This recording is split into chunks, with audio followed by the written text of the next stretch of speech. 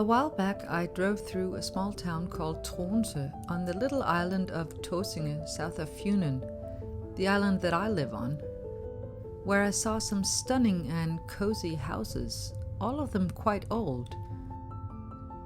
The timber-framed ones being over 100, if not 200 years old.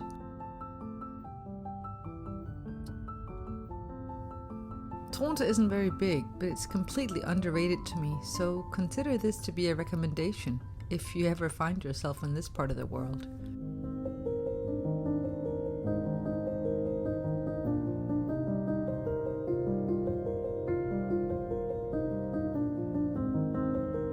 Of course, the surroundings of the houses added to their charm. The trees, the neatly cut hedges, their location right on the water.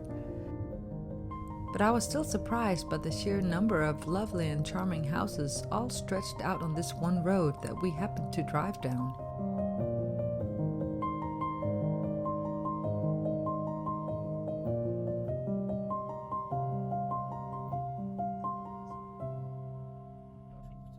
I especially loved and appreciated the non-existence of anything resembling industry or huge roads or other modern things that can be stressful to look at.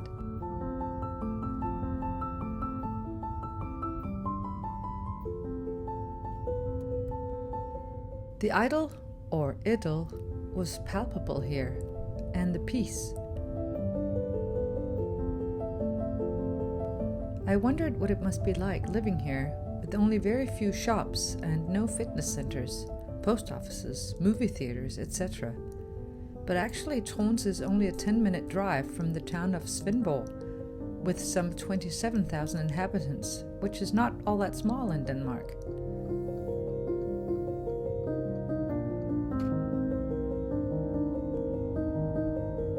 The possibility of a stress-free lifestyle is surely increased if you live in a place like this.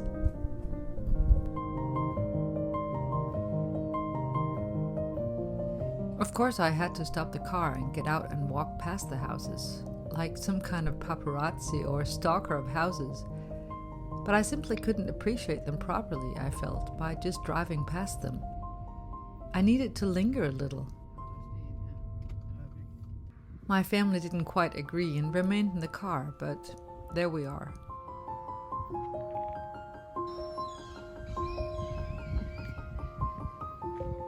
It made me think back to other beautiful houses that I used to cycle past, Sighing, and which formed part of my dreamscape for years. When I first moved to the city of Odense, I was still a student, which meant I had very little money. My student grant had run out, and so I took a part-time job as a mailman. I had several routes, one of which took me through the most expensive, posh neighborhood of the city, which of course made me feel even poorer. But it also made me dream. The houses were beautiful, and I wondered what it must be like living in one of them. I knew I would probably never have the kind of job that would enable me to afford living in one of them, but that didn't stop me from sighing and dreaming. As a mailman, I began work at 4:45 in the morning. I had started in the autumn and worked through a cold winter, and I rode a bike for 5 to 6 hours at a time, because that's what mailmen do in towns and cities here in Denmark. Later, when I finished my education and became a college educator, I lived in an apartment and didn't think so much about owning a house for a while. And 10 more years passed until I finally did. I remember a conversation I had with a colleague at some point during those years. I was going to Morocco for a week with my daughter and with my aunt and my cousin. I mentioned it to this colleague and she expressed something like envy at the fact that I was going, which startled me. For one thing, it was a very cheap trip, and we stayed in a cheap hotel. For another, she and I had the same job, earned the same kind of money. In fact, she was quite a bit older than me and had been there longer than me, and so earned more. I didn't understand. "Well, I have a big house," she said. "It doesn't come easy, and with my husband gone, it's even more expensive." I asked the obvious question, "Why don't you sell it then?" But she scoffed and made some sounds as if to say that was the strangest notion she'd heard in a long time. And I thought, It wasn't so much she who owned the house as the house that owned her. It didn't appear to give her joy, and it certainly didn't give her any sense of freedom. Look at this house. It looks like some kind of Norwegian log cabin or something. Sometimes your dreams are attached to certain images, and then you realize over time that the images begin to change, because your dreams have changed. I gradually let go of all dreams of those huge, beautiful houses, and replaced them with another dream, that of a wooden house that looked like something from a Swedish children's book, or for that matter the countryside in Småland in Sweden. I don't know how long I'll keep living here, but for now, still, I like living on the threshold between the city and the semblance of countryside.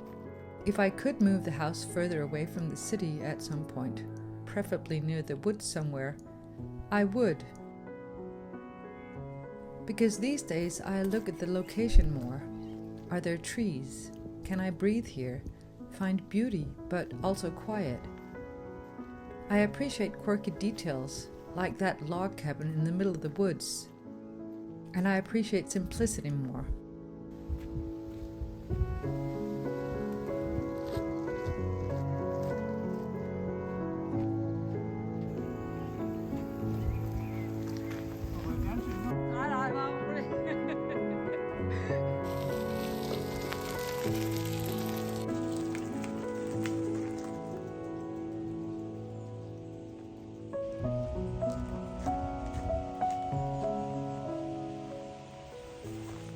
So as you can see, I'm here in front of these allotments, and I've seen people coming and going on their bikes, in their cars, and it's common for a lot of people to have an apartment somewhere in town, and then one of these little allotments where they have a house, and then they grow vegetables or flowers or whatever. It seems to me that some of these houses are becoming increasingly advanced. They look suspiciously like year-round houses. Clouds are coming. A lot of people are opting for a simpler lifestyle. A lot of people spend a lot of time in their houses on these allotments and sleep there, even though I think that's actually illegal. But it's a way of getting out of town and back to some kind of, back to basics. If you don't have a garden when you live in an apartment, it can be really nice to have this as a way of being more in touch with nature. I like this little black house with the red roof and the white trimming behind me. I've seen some that, oh my gosh, they look really gorgeous. And some are also quite new. And on some of these allotments, the houses look like they're ready to be torn down, and some have already been torn down, and new houses are being built with more facilities, which also makes it look as if people tend to stay there more.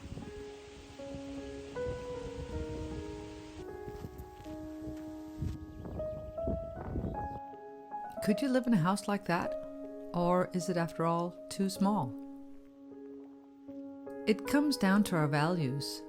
These days, as I think I've mentioned before, I value time much more than things, though I know that's easy to say when you've got the things you need.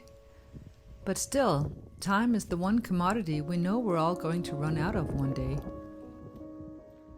So how can we build the kind of life where we spend the time that we have on things that are meaningful to us, at least most of the time? I think that's a question I've become more and more interested in. Since my oldest daughter moved out of the house, we need less room. And the more room we have, all of us, the more we tend to fill it with stuff, which not only costs more, but requires our focus or attention more, our time, in other words, whether it be buying it, cleaning it, or worrying about it. I know someone who lives all year round in one of these houses on an allotment. And after he and his wife got divorced and they sold their house, he bought an allotment and built a brand new, but of course much smaller house on it, which means it's both simpler and a less expensive lifestyle. He's happier than he's been for years. So one day, maybe. How about you?